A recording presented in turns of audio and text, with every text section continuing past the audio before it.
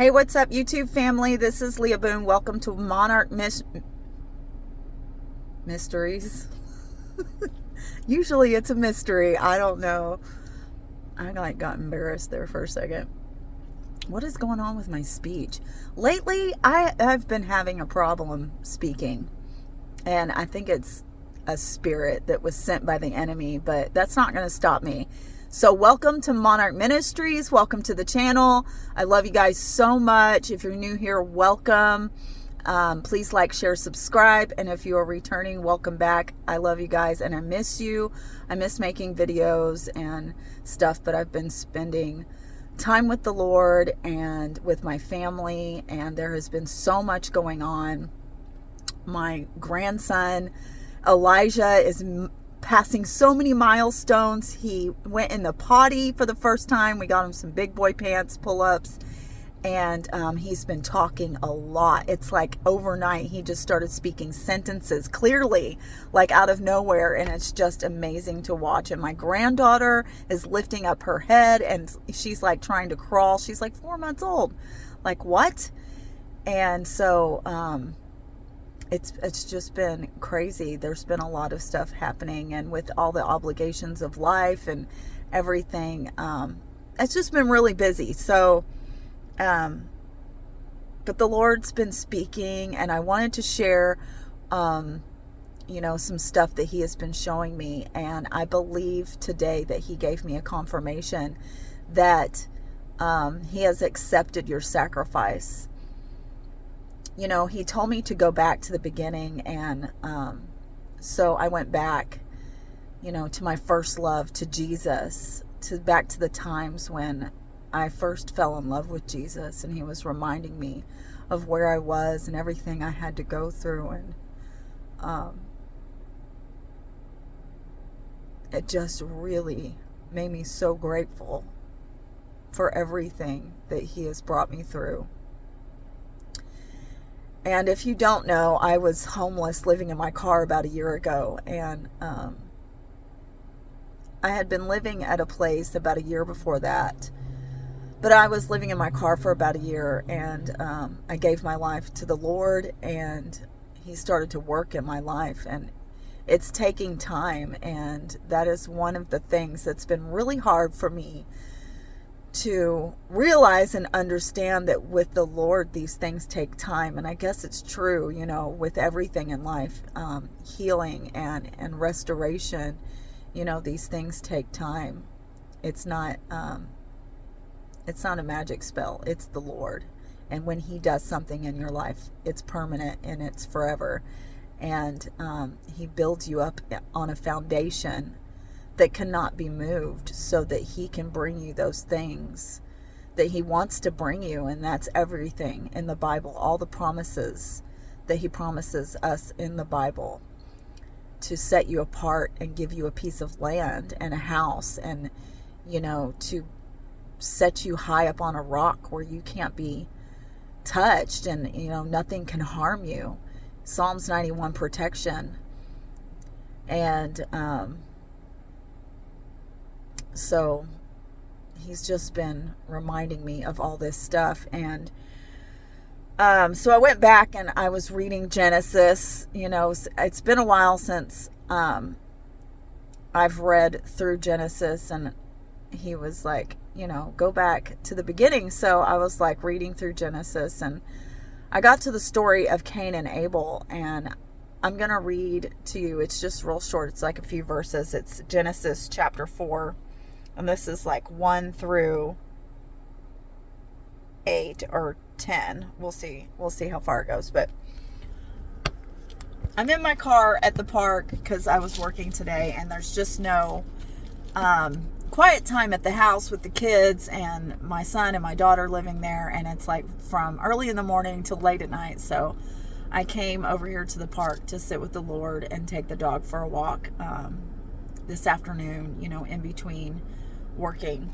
But it says, you guys, look at my Bible. My grandson stepped on it. The dog chewed it. It's getting some wear and tear on it, but it's still my favorite Bible. So I bought it at the Walmart in Slidell, Louisiana, when I was stuck in my car when it broke down there in the parking lot, and I was there for 3 weeks till my dad came and got me.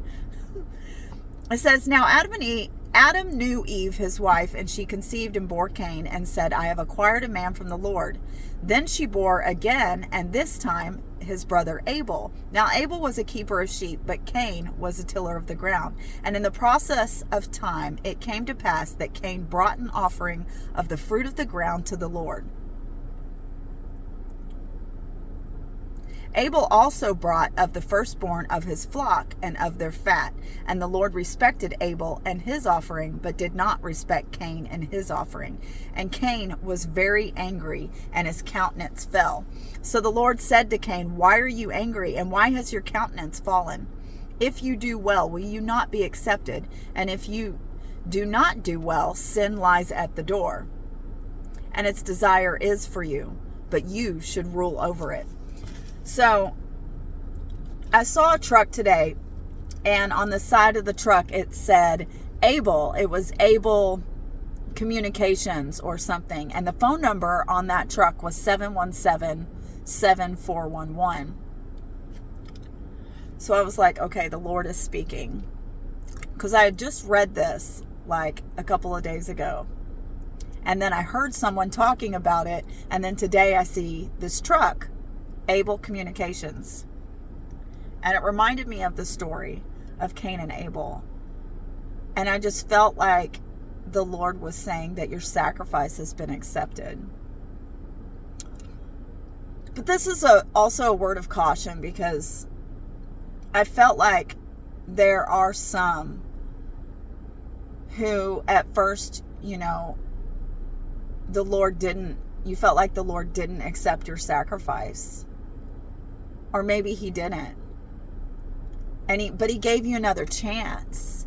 He gave you another chance to do well, to correct the situation. He showed you where you went wrong, and some of you corrected that, and he's now accepting your sacrifice like he did with Abel.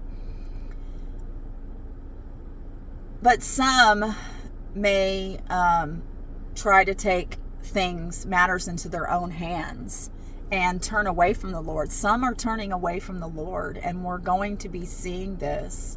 And so this is just a word of caution to not take matters into your own hands, to not try to get revenge against people who you feel like are getting blessed instead of you, to not let jealousy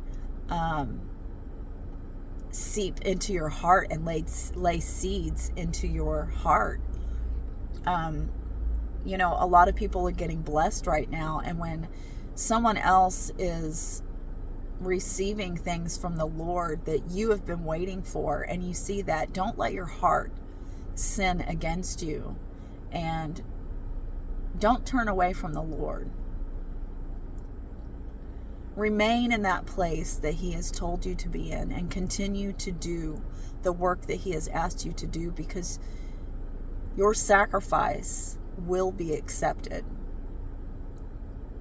But I felt like the Lord was saying for some that your sacrifice has been accepted.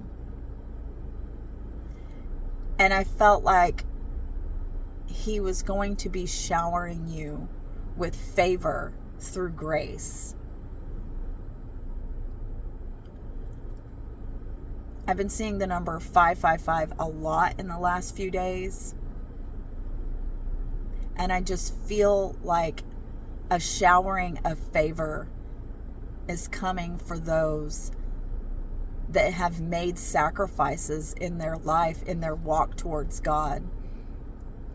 The Bible says those who leave family or friend, brother or sister, father or mother, or even children will receive 100-fold in return.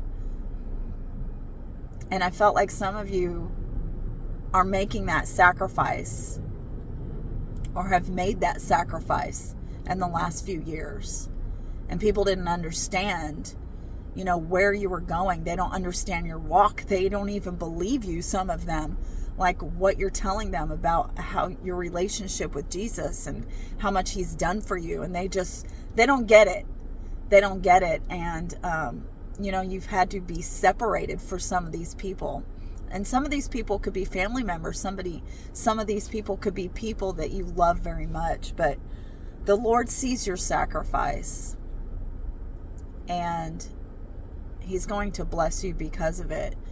He's going to shower you with favor because you put him first in your life.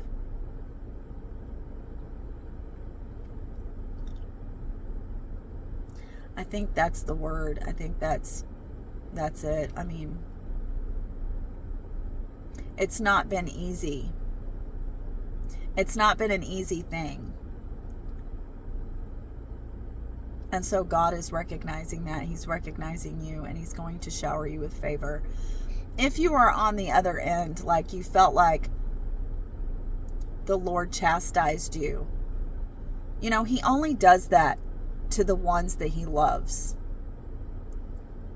If you've never been chastised or given a rebuke, then you might rethink where you are, because the Lord does these things to bring you back to him. So if you felt like you brought some things to the Lord and it wasn't like accepted, rethink your heart position, where it was coming from. Was it really coming from a place of offering, like you just doing it for the Lord, to further his kingdom, to save souls, to carry out, his plan for your life? Or was it self-centered? Was it more selfish? Did you do it out of lust, or did you do it out of greed, or did you do it out of love for mammon?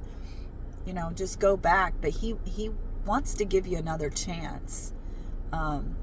Just like he told Cain, Cain made the wrong decision and he did something really horrible. He killed his brother over it. But that's what these things do, like your love for mammon, lust, jealousy, greed, envy. They drive you insane. And if you let these demons control your emotions and control where you're at in your life, they will lead you to do things that you never thought that you would do. So don't let that happen.